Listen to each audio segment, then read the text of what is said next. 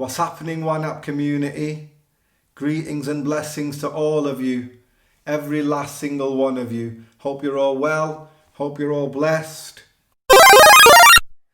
So, when I first started this channel, when I first started the whole concept of One App, I wanted to teach people how to live a positive life.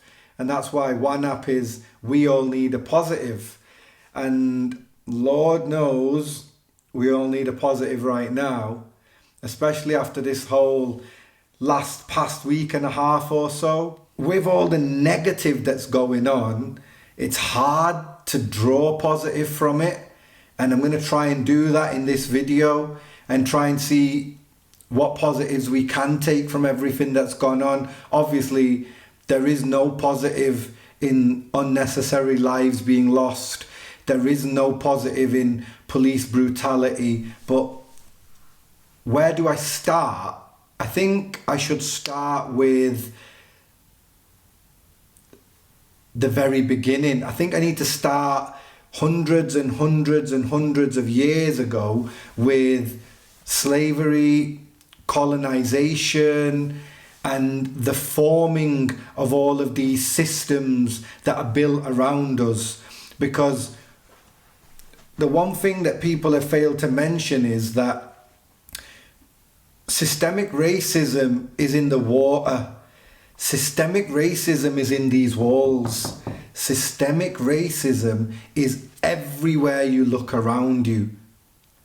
It's the foundation built over hundreds and hundreds of years, designed to segregate people.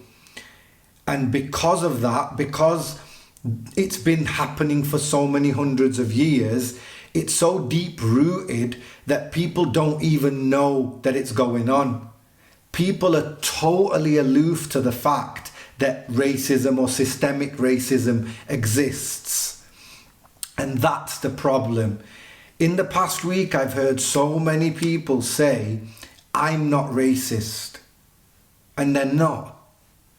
They wouldn't be talking to me if they were racist. But you being culturally accepting of other people's practices and other people's skin colour and other people's ethnicity and all of that, yes, it doesn't make you racist, but the system in which we all live is still a racist system. And that is what we need to discuss. The possibility of the fact that we would ever be able to overthrow this system is bonkers. Like, mad love for all the protests, mad love to all the social media posts, mad love for everything that everyone's been doing to raise awareness around it. And we need to keep doing that because that's the way that we can fight this fight.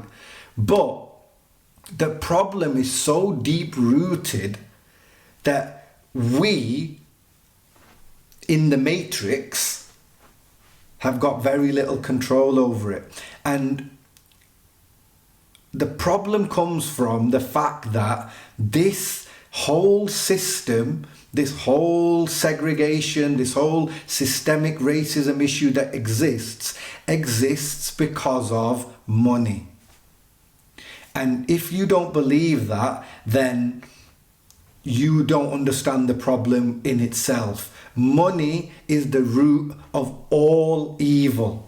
You must have heard that saying before. Money is the root of all evil. And money is why hundreds of years ago colonization happened. And money and power is why hundreds of years ago slavery used to exist. And those same beliefs and systems have, although slavery was abolished in America and in the UK 200 years ago in the UK, the principles upon which it existed, where certain people were classed as better citizens and certain people were classed as lower citizens, that still exists to this day. Look around you. Look around you. We, where we are at the moment, are quite comfortable. I've got a mobile phone in front of me, I can film this. We've got water, we've got electricity, we've got food. There's people right within where we live in the UK, in America, in Europe, in the Western world that don't have those things. And let's not even start talking about the third world, because there's people in the third world who literally don't know where their next meal will come from. There's poverty supreme over there. So obviously this whole topic is about Black Lives Matter, and I'm not trying to dilute that topic by bringing all these other things in. But what I'm talking about is, in order for us to end systemic racism, we would have to then overthrow that 1% of people who control more than half the wealth of the world. 1% of 7 billion people is 70 million people. So 70 million people control over half the world's wealth. So 6,930,000,000 people, the rest of us, control the rest of it. Where money and power have dominated for such a long time, where money and power have divided and segregated over centuries, it is going to take a lot of unlearning learned behaviors and learned perceptions and learned practices for us to cross this hurdle and start this next revolution. Because don't get me wrong, that's what we need to see. We need to see revolution, because those 1% of people couldn't care less what happens to the rest of us. Those 1% of people who control that amount of money at the top, they're the ones who control everything. They control what the media tells us, they control what we believe, and they can just as easily change the narrative on us just like that. And if you don't believe me, nobody's talking about COVID right now because of this. That's how puppet masters work. They pull the strings, and all we do is follow along with it.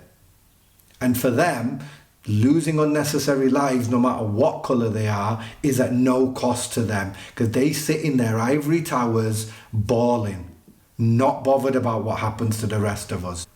This can't just be a moment. This has to now be a movement.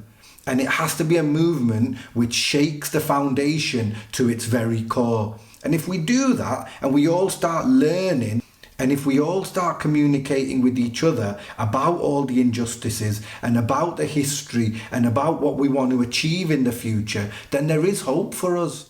Maybe with learning, and maybe with education, and maybe with major changes, we can start to see society develop into a better, more enlightened, more spiritual race of people that doesn't adhere to these systemic racist problems that exist, holding people of colour, particularly black people, down and causing them to lose their lives. The biggest positive that I can say out of all of this is that because it's happened, we now have the moment to sit back and learn from it. The only positive I can say is that moving forward, we have to teach our children. We have to teach our children that this can't go on anymore. We have to set up ways of kids understanding that discrimination is wrong. I have a responsibility now as a parent to teach my child that it's absolutely wrong to discriminate in any kind of way against anybody. And the one positive I can say, the one positive that I would urge everybody to do, and I'm not a religious man, I'm not a religious person, but the one thing I can say that I would urge everybody to do is to love thy neighbour. Talk to your neighbour, talk to your friends, talk to your communities, speak, have conversations about this topic. Let's not just brush it under the carpet this time. Let's talk about it. Let's be vocal about it. Learn. What can we learn from other people's communities? What can we learn from other people's cultures? Why do cultures do certain things? Instead of frowning upon it and instead of looking down upon it because it's not the way you do it, or it's not the way because I do it. Let's find out why they do that and what the benefits are. Are there medical benefits? Are there economic benefits? There are always reasons why communities do things. I'm so lucky that I live in Manchester, which is a melting pot of different ethnicities and different races, and for the better part, the majority of the city understands that. And of course, among the common people, racism is a much smaller problem, particularly in a city like Manchester, particularly in a city like that. But it's not in the local cities that we need to talk about. It's up here. The problem is up there. The problem isn't down here where we are. The problem is up there, and we have no way of getting up there to deal with the issue. The problem is then stemmed down from that higher place into authorities and into institutions like the police and into institutions like big corporations and into institutions like the media. And so I want to end this video by saying the only way we as a human race are going to move forward is to love thy neighbour. Look at the people around you and talk to them. Let's be more accepting of each other. Let's be more spiritual with each other. What we need to do is understand each other. What we need to do is learn from each other. And what we need to do is love thy neighbour. Learn from your neighbour. Talk to your community, find out what they go through on a daily basis, the challenges, the hurdles, the obstacles, find out what makes them happy, find out what brought them here, find out what brought their parents here, find out what their ancestors went through. And through conversation and through communication is the only way we are ever going to get to a place of spiritual enlightenment where we can actually say we are tackling the problem of racism. Because the fact is, if you're not racist yourself, that doesn't end the problem. Because you can be not racist, but that person down there could be racist, and you not doing anything about that is what's causing the issues. You know, it's really hard to take positives from such a negative, horrible, toxic situation that this is. But I think that just by talking about it and having conversations and talking about it within our own audiences and communities and friends and families, that's the only way that we'll ever get to a better place. Peace and blessings to you all. Thank you for watching. Big love. Black Lives Matter.